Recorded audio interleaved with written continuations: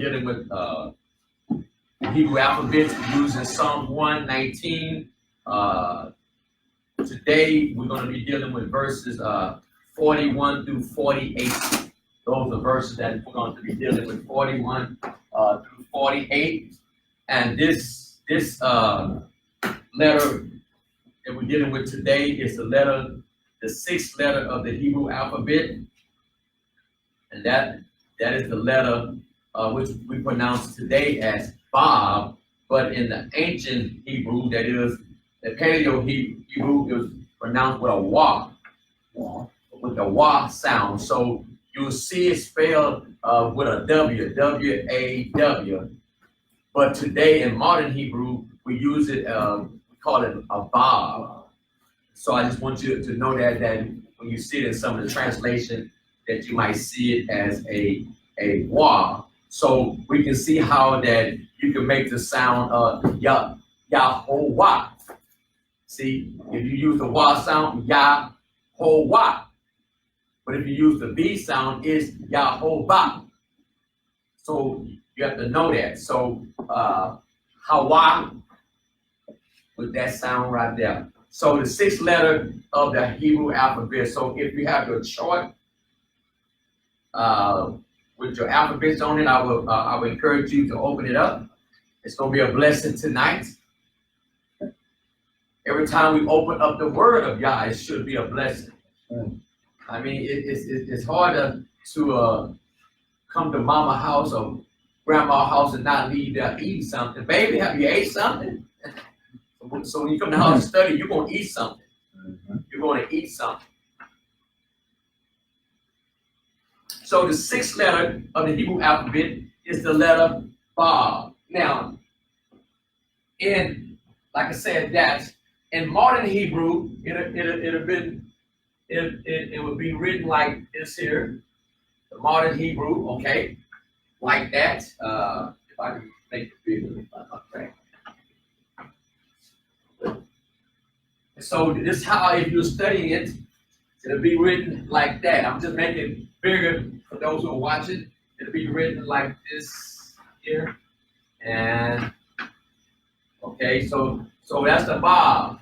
That's the modern Hebrew. It'll be written like that. But in ancient Hebrew, it's written like this here. And it's the letter 6. It's the sixth letter of the Hebrew alphabet. That's the Paleo. So we have the modern Hebrew, which is really the Aramaic language, and we have the Paleo Hebrew. It's the sixth letter, which is a Bob. Here it'll be a Bob, and then the ancient would be a Wah. Okay, so just keep that in mind that when you're looking at the Hebrew alphabet. So if you hear someone say Yehovah, then you know he's using the Paleo Wah sound. If you hear me say Yehovah, you know I'm using the Aramaic or the modern script today. So just knowing it does not change the meaning of the name. It just change the sound, how you say it. Did that make sense? How you say it. Yehovah, Yehovah. That's all it does. So it's the sixth letter. We know that 6 represent man, because man was created on what? The sixth day. Okay, so we know that. Let me see what else I want to bring out here, because it's going to bring out a lot here. I want to bring out here. I want to show you something here. I should have had my thing hooked up. I think I'm going to hook it up so I can show y'all. I'll do it next time. What I want to show you here is that when you're looking at the book of Leviticus, which is chapter 11, verse 42, I want you to turn that for a moment. Let's focus on the letter Bob for a moment. The letter Bob.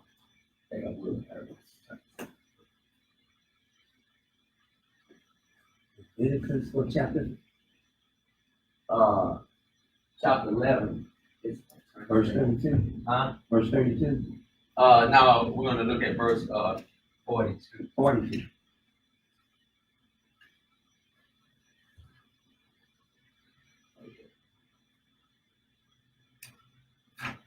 Until somebody did something, like somebody turn on the thing here. So verse 42. Now I want to show you something here. Now you ain't gonna be able to see it in English, so I'm gonna have to show it to you. So verse 42.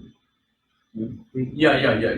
Leviticus, the 11th chapter, verse 42. It says, whatsoever goeth upon the belly, and whatsoever goeth upon all four, or whatsoever has more feet among all creeping things that creep upon the earth, them ye shall not eat. Okay, now what you'll notice, but only if you have a Hebrew text, okay? I'm gonna try to wait to see is it gonna pull up here on the Hebrew text that this chapter here in Hebrew chapter, in the book of Leviticus chapter 11 is dealing with what you should eat, okay?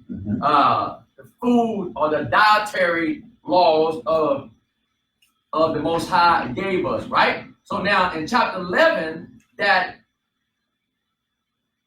it has the word here. I need this to pull up for a moment because I definitely want y'all to see it.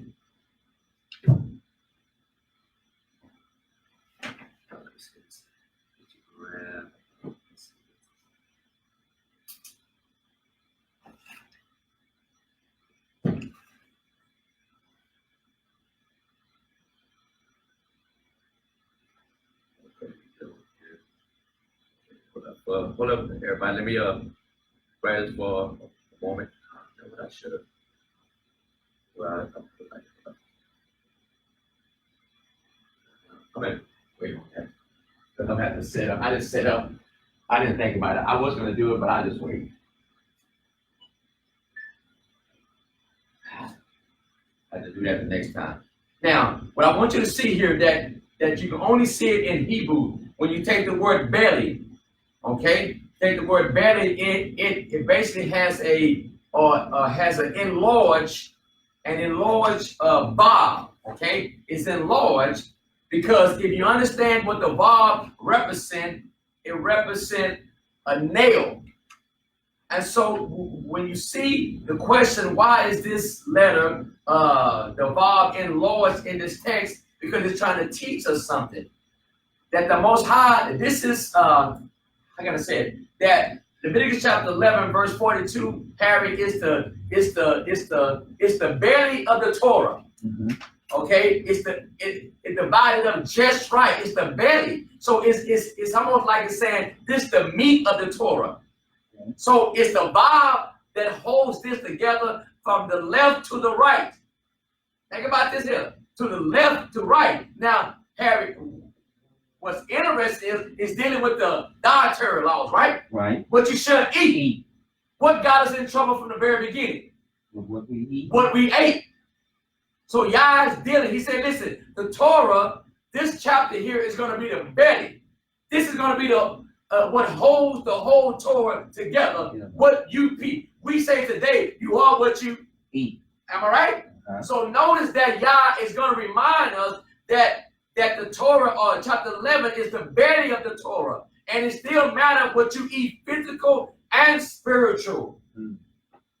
Keep that in mind. Because if I'm eating anything else besides Torah, I'm eating forbidden fruit. So the Torah tells us what to eat. I eat what Moses said before us. That's the only diet that the Most High gave us. Dietary law. That's the only thing he gave us. What else I want to bring out here? I want to bring out something else. I want to bring out, and I might have to hook this up, but I'm just have to show it to you. I want you to read, Harry, let's turn to Numbers chapter 25.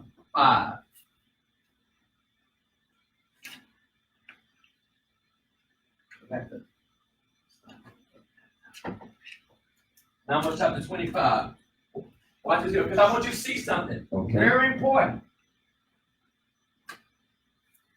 Very important. Now, in the book of Numbers, since I ain't got my stuff hooked up, guys, I apologize for that, but you can verify this yourself, okay?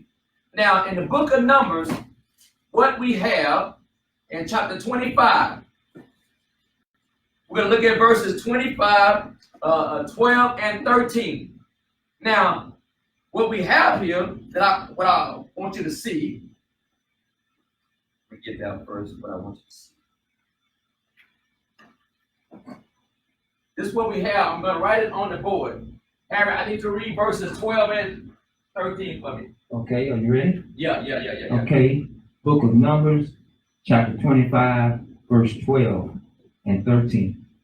Wherefore say, behold, I give unto him my covenant of peace. Verse 13.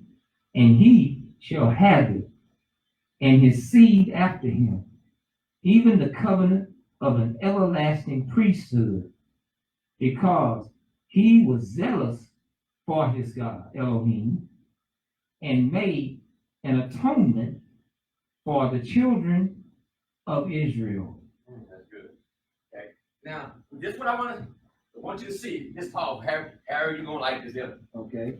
Now, in this text here, guys, in verse 12, that we have what is called in Hebrew, we have a what is called defective spelling.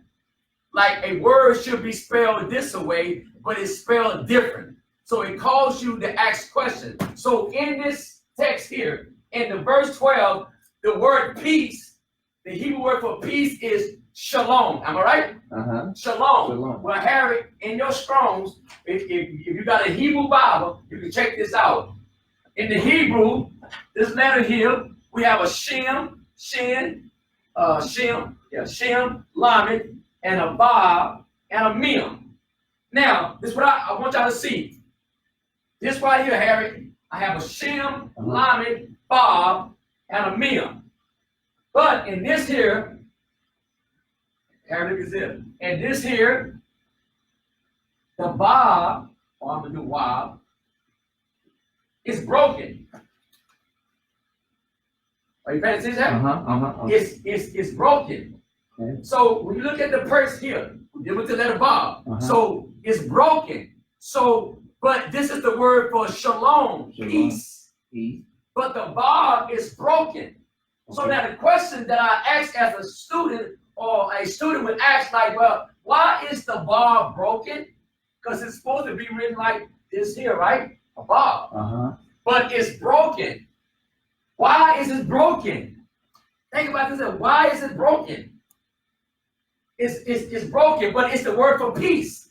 It's shalom. It's still the word for peace, but I see a broken Bob. Now, remember, Bob is the sixth letter of the alphabet. Am I right? Right. That represent man. Man is broken. Oh, see, you hit it.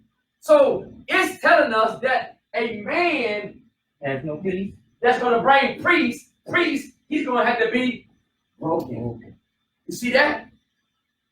If you know the story in the book of Numbers, what happened? There was an Israelite that got hooked up with a woman, right? Right. So if we look at this story now, right? We know that there was a person who got hooked up, because it says in Numbers chapter 25, verse 1 says this here, and Israel abode in Shechem, and the people began to commit whoredom with the daughters of Moab, right? So the people began to give themselves over to lasciviousness. They began to commit sin. So when you finish writing, Harry, I need you to pick it up in verse 10. So no. Let's pick it up. So the people, they began to join themselves to Moab, and so look what it says here in verse 5, Harry. And Moses said it to the people, right? Judge Israel, slay what? Slay ye every one his men that were joined unto Baal Peor. So notice, there's something going on. Don't put it down yet. Okay. So now Moses said, oh, let's deal with this issue. Go ahead, Harry. Okay. And behold, one of the children of Israel came and brought unto his brethren Midianite, his woman, in the sight of Moses. Look at that. In the church house, in the exit, Listen, he's doing it right in front of Moses. I don't care what you say, Moses. Right Go in ahead. front, okay. Moses, and in the sight of all the congregation of the children of Israel, who were weeping before the door of the tabernacle of the congregation. Go ahead. And when Phinehas, the son of Eleazar, the son of Aaron, the priest, saw it, he rose up from among the congregation and took a javelin in his hand. And he went after the man of Israel into the tent and thrust both of them through, the man of Israel and the woman through her belly. So the plague was stayed from the children of Israel. And those that died in the plague were 24,000. 24,000. Now, I want you to get this. How many people died? 24,000. Now, watch this here. Go ahead. And Jehovah spoke unto Moshe, saying, Phinehas, the son of Eleazar, the son of Aaron, the priest, has turned my wrath away from the children of Israel, while he was zealous for my sake among them, that I consume not the children of Israel in my jealousy. Go ahead. Wherefore say, Behold, I give unto him my covenant of peace. Shalom. Now we see. Now notice that if this man did not step in, notice if he did not step in. Notice, guys, that sometimes that somebody got to step in. Wow. And through your aggressor, you bring peace. So notice he stayed the plague. There was a plague in the camp, and he stood up. Am I right? That's right. He stood up. And because he stood up, God said he was zealous for me. And so it's in this text here that we have a broken bow. Let us know that in the future, the plague that is on us, that brought about by sin, that brought about transgression, by Adam and Hawa's sin, there's a plague on us, Harry. There's a plague on us. Who's going to stand up and stop the plague? Wow. Yeshua did. If Yeshua don't come in your life, you're going to die. The plague is on our life. And who was wounded? Who was broken for us? That brought us peace. Wow. The chastisement of our peace was upon him, and by his stripes we were made whole. Oh, hallelujah. Come on. Ain't this powerful? Wow. Ain't this powerful? If he would have stepped in and stopped the plague, 24,000.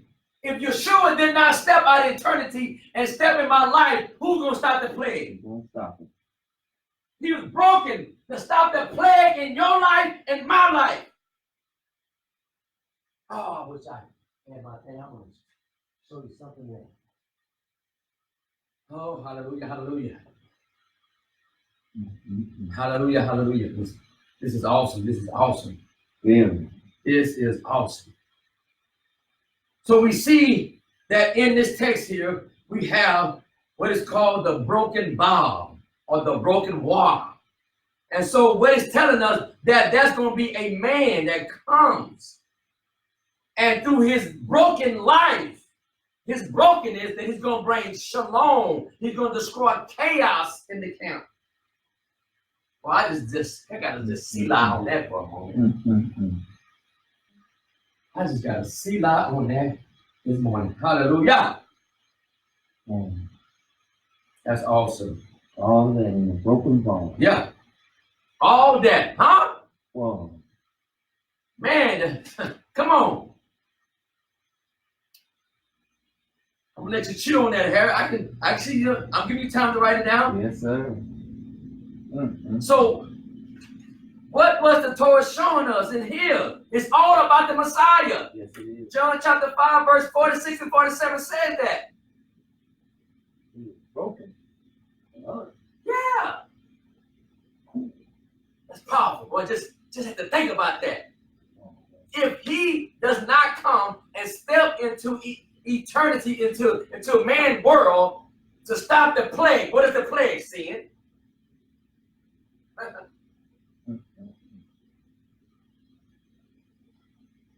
Awesome, ain't it, Harry? Yeah. Awesome. Awesome. This is awesome. I want to show you something else. I'm gonna write it up on the board. I'm gonna show you something else. Okay. And, I know you love this. Show you something else. And we're still dealing with the letter Bob. Bob. Still dealing with the letter Bob. Okay, let me write this up here. I'm gonna do the short one. Okay. I ain't gonna write the whole thing out, but I'm gonna write this here. All I'm right. gonna do a hey. A. I mean, yeah, hey. Hey.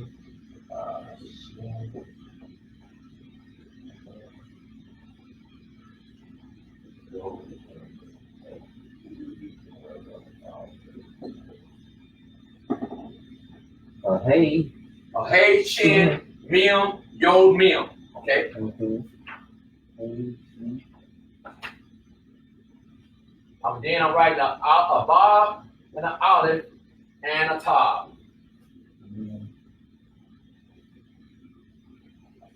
Okay, should have stayed on something, but that's okay. I get it here. That's it right here. And make sure I got it a Shem, Mim, Yod, and what's after the Yod? Another Mim. Okay. Okay. Another Mim. Now this is what I want you to see. Okay, I'm gonna put the vowels up here for those who don't know it, so they ain't gonna make no sense to them. But I just want to. I'm gonna bring it. I didn't write it as good as I wanted to, but I'm still gonna make my point. Let me know when you're ready, Harry. I'm ready. Okay. Now, I wrote Genesis chapter 1, but I didn't write the whole thing. Okay, because the other part of Genesis would be Bereshit, Bara, Elohim, Alatah, Hamashiach, Ba'etz, Haseret. Okay, now watch this here. Haseret, right? Now, it's powerful here. We know that Elohim, I can write another Alatah here, which we know that the Alatah represent Yeshua. Am I right? Yes. Now, we got two Alatah, right? We got two Alatah. Now, this is in Genesis chapter 1. Okay. Genesis chapter 1. So, we got this one here. Then we got this one here. Okay. Now, what's interesting is in this Harry is that, again, Bereshit, Bara, Elohim, Alatah. So we know that Yeshua is Alatah. Right? I mean, I can prove that real easy. So now, but we got Hamashiach, which means the heaven. Then we got the Haret, which means the earth. So watch this here. So I got heaven and earth. And what I have here, Harry, is that between the heaven and earth, I got Alatah. And because it has a Bob here, it's telling me that the Bob of Alatah, which is a nail, represents the nail. So the purpose of Yah being nailed or Yeshua being nailed to the tree is that he's gonna connect the heaven and earth.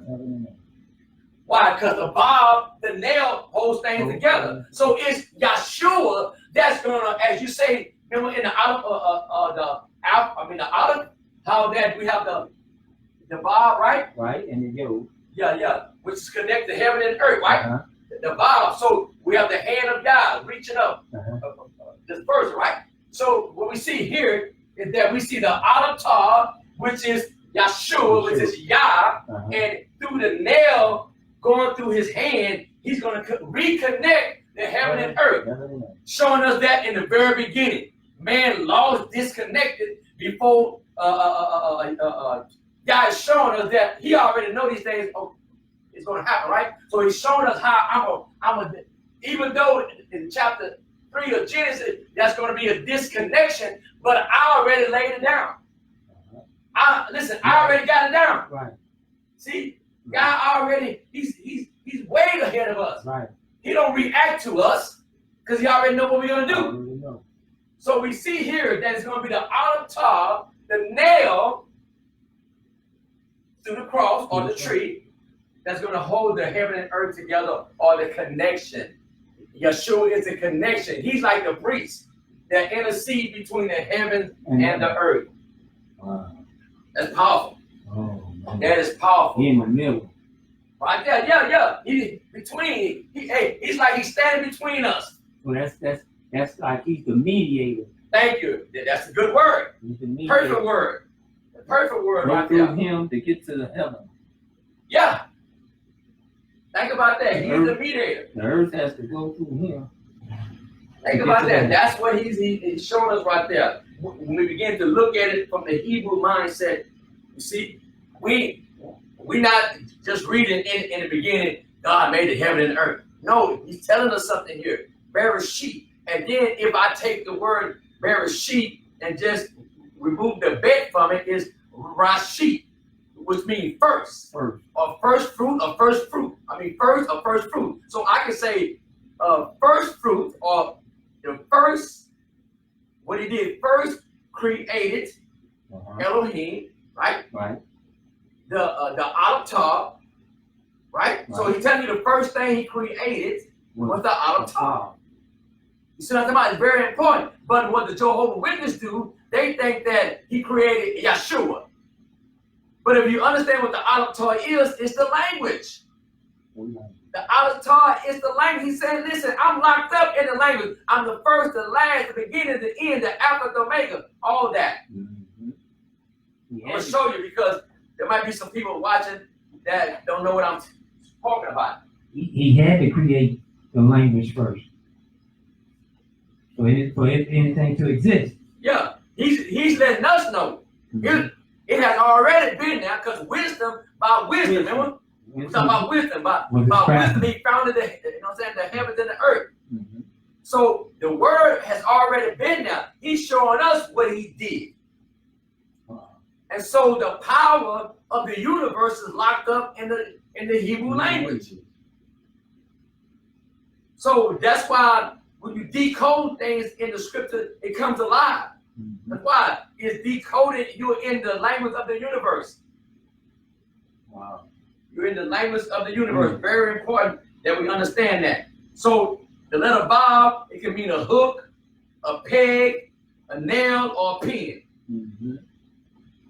Very important. What else I want to bring out here?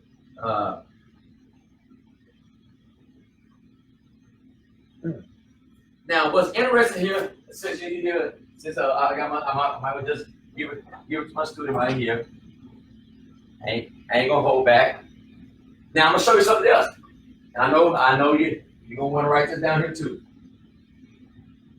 Now, what's very interesting, guys, erase this right quick. We ain't got to our song yet.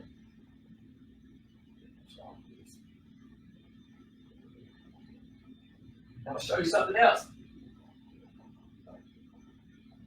When I talk about the power of the Hebrew language, I'm not making this stuff up.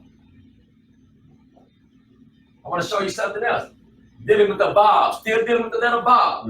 Now, in Genesis chapter 2, I want you to turn now. In Genesis chapter 2, I'll show you something here. I want to go with this. Start with verse 1 through 4. Genesis chapter 2, verse 1. Thus the heavens and the earth were finished, and all the host of them. Verse 2. And on the seventh day, Elohim ended his work which he had made, and he rested on the Sabbath from all his work which he had made. And Elohim blessed the Sabbath day and sanctified it, because that in it he had rested from all his work which Elohim created and made. These are the generations of the heavens and of the earth when they were created, in the day that Jehovah Elohim made the earth and the heaven. Okay, you stopped at verse 4? Okay, now watch this here. This is what I want you to see. This is the word for generation. Okay, this here, Genesis chapter 2, verse 4. Okay, this is the word for generation. Tol Ladah. Okay, Okay. Toledah, if you want to write it down. I don't know if I strong number down there, but it's like 84:35. Okay. Toledah. This is what I want y'all to catch this here. Now, in this word here, in the word generation, it's Toledah. How many Bobs do we have, Harry? You see it? Let's see. 1, 2. Yeah, 1, 2, 3. Okay, I count the one in. Okay. so we got 2 Bobs in this, right? Uh-huh. And so we know that the letter Bob means to secure something, right? Right. So now in Genesis chapter 2, now listen to this here. In Genesis chapter 2, we have 2 Bob. Now on the outside, oh yeah, you just pay attention to the camera right there. Oh, okay. Yeah. On the outside, we have two tabs, right? Okay. Which will be the sign, right? Right. Covenant sign. Uh-huh. We have a alignment and a door. So we ain't gonna pay attention to that right now. Okay. But what I want you to see here is that in Genesis chapter 2, verse 4, we have the Hebrew word toledah, which means generation. Now the root word of generation is 3205, and it's where we get the Hebrew word yelad, which is a son. So this word is used when it says that this is the generation of Abraham, or this is the generation of Isaac, or this is the generation of Esau, and so on and so on. You have to be a seed of the father to be a part of his generation. Uh-huh. So when the scriptures say that we are the seed of Abraham, it's saying that we have a seed, which is the word. So now, this is what I want you to see. You don't like this, Harry? Okay. From Genesis chapter 2, verse 4. After Adam and Eve sinned. You can check me out on this here, verify this here. After Adam and Eve sinned, guess what we have now? A Bob was dropped. Look, we lost a Bob. Lost one. Lost a Bob. So guess what that means? When you look at it, saying, okay, the generation. See, this is called a defective spelling. So it calls your mind to look and ask, Daddy, Poppy, Father, why is there no Bob in the word generation? We were separated. Separated. So now, if there's no Bob, that means that the generation is incomplete. Something missing. Something missing. It was broken Bob. Right. Now watch this here. Watch this here. I'm gonna show you something here. Go to Ruth. Book of Ruth. Okay. In the book of Ruth.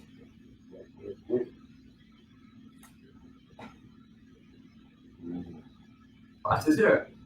Now, in the book of Ruth, we have something here that jumps out. In the book of Ruth, we know the story of Ruth and Naomi. Uh-huh. And we know that Naomi was a Moabite. So I'm going to try to say other words or whatever, but that's what the scripture says. Mm-hmm. Moabite.